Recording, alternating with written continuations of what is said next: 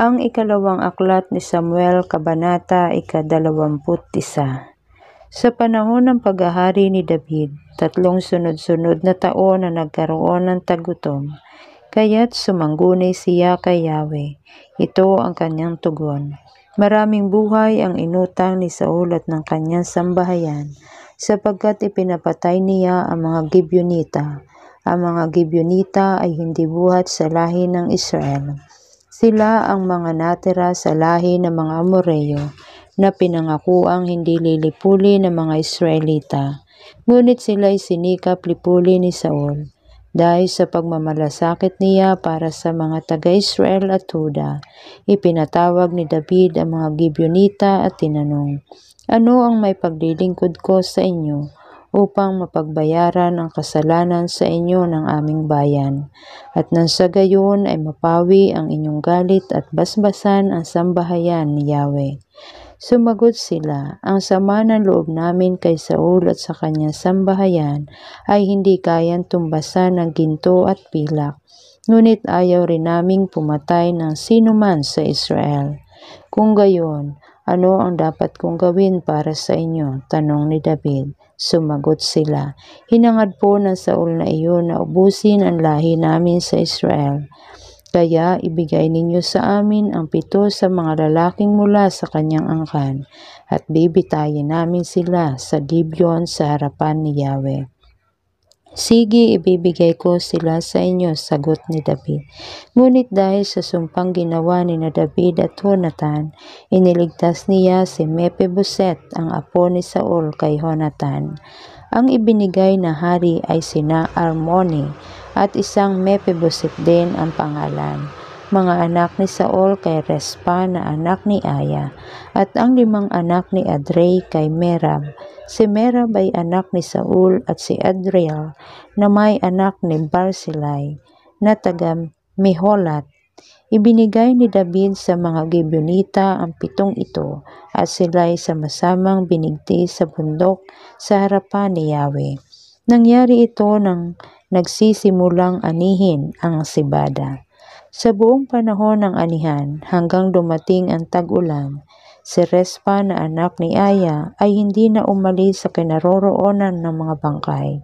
Gumawa siya ng isang silungang sako sa ibabaw ng isang malaking bato, at binantayan ang mga bangkay upang hindi makain ng mga ibon at maiilap na hayop. Nang mabalitaan ito ni David, pinakuha niya ang bangkay ni Saul at ni Jonathan sa mga pinuno ng Habes Gilead. Ninakaw ng mga ito ang bangkay ni na Saul at Jonathan sa Bethsan na ibinitin doon ng mga Pilisteo noong araw na sila'y mapatay sa Gilboa. Pinakuha nga niya ang mga bangkay ni na Saul at Jonathan at isinama sa mga bangkay ng 7 binigti sa bundok. Pagkatapos dinala nila ito sa libingan ng kanyang amang si Kes sa lupain ni Benjamin sa Sela. Ang lahat ng iniutos ng hari ay natupad, at mula noon dininig ni Yahweh ang kanilang dalangin para sa bansa.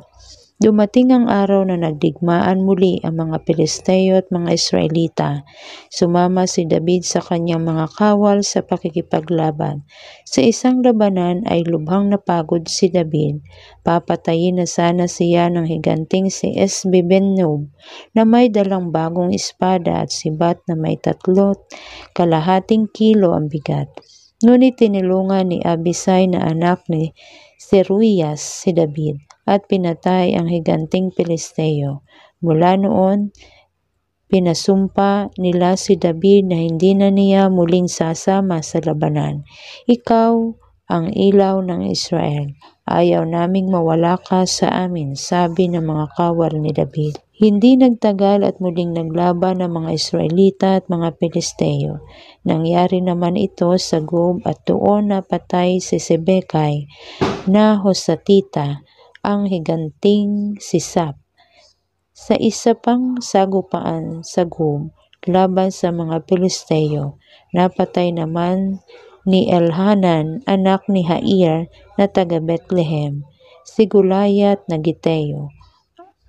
Ang hawakan ng sibat nito'y sinlaki ng kahoy napahalang sa habihan. Sa isa namang labanan sa Gat, mayroong isang higanti na 24 ang daliri, 6 bawat paa at kamay. Hinamon nito ang mga Israelita, ngunit napatay naman ni Jonathan na pamangkin ni David sa kanyang kapatid na si Simea. Ang 4 na ito'y buhat sa lahi ng mga higanti sa Gat at nasawi sa mga kamay ni David at ng kanyang mga tauhan. Kabanata 22. Inawit ni David ang awit na ito para kay Yahweh ng araw na iniligtas siya ni Yahweh mula sa kamay ng kanyang mga kaaway at sa kamay ni Saul. Si Yahweh ang aking tagapagligtas, matibay na muog na aking sanggalang. Ang Diyos ang bato na aking kanlungan, aking kalasag at tanging kaligtasan. Siya ang aking pananggalang sa mga marahas ay siya kong tanggulan. Kay Yahweh ako'y tumatawag, sa mga kaaway ako'y kanyang inililigtas. Purihin si Yahweh. Pinapalibutan ako ng alo ng kamatayan. Tinutugis ako nitong agos ng kapahamakan. Daigdig ng mga patay ako'y pinupuluputan. Patibong ng kamatayan ang aking dinaraanan. Sa kagipitan ko ako ay tumawag. Ang Diyos na si Yahweh aking hinahanap. Mula sa templo niya ay kanyang dinidinig ang aking pagsamo at ang aking hibig.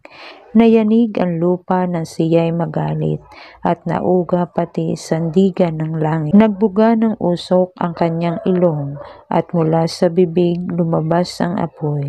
Hinawi ang langit, bumaba sa lupa.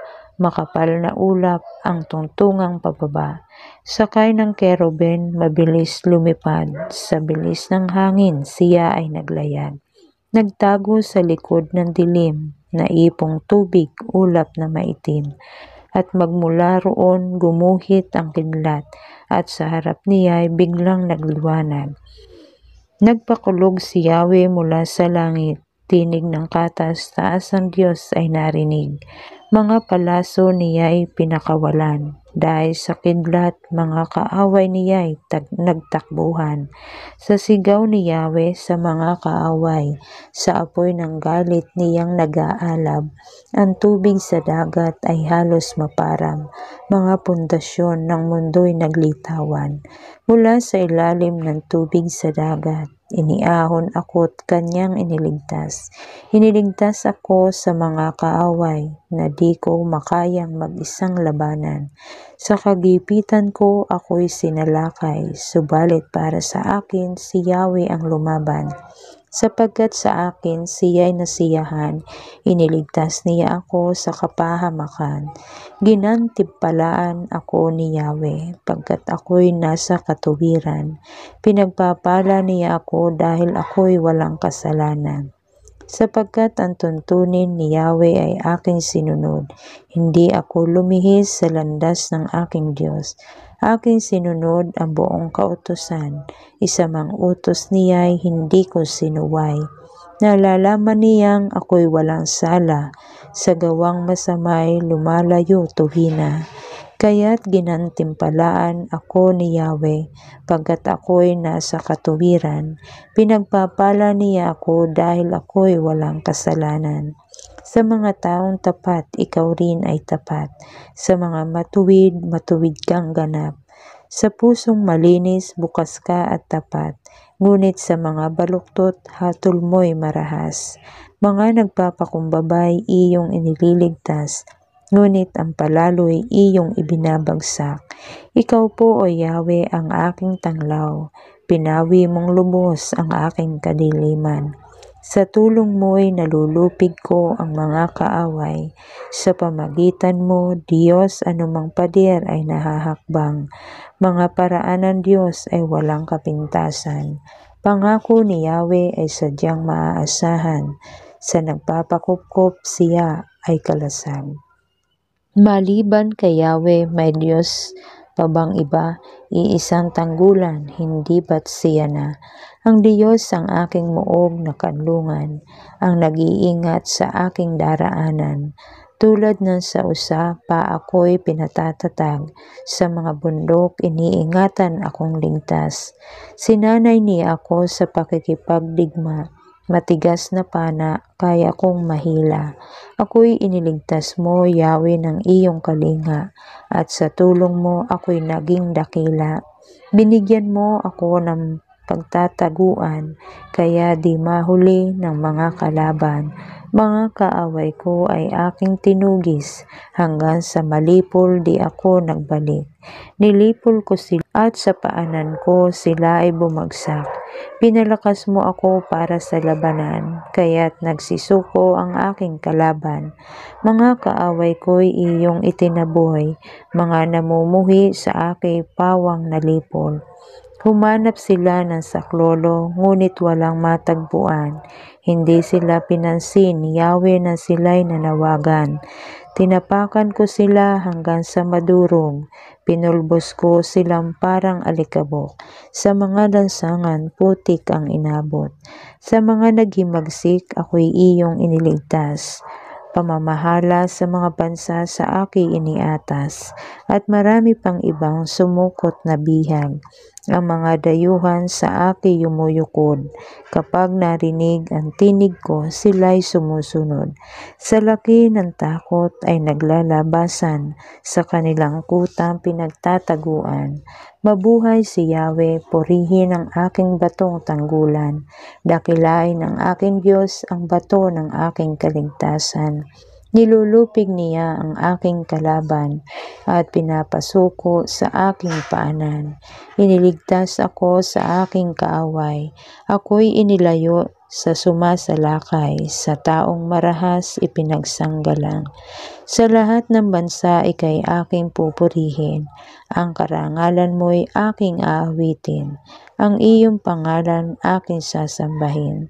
Pinagkaloobang magtagumpay lagi ang abang lingkod mong piniling hari.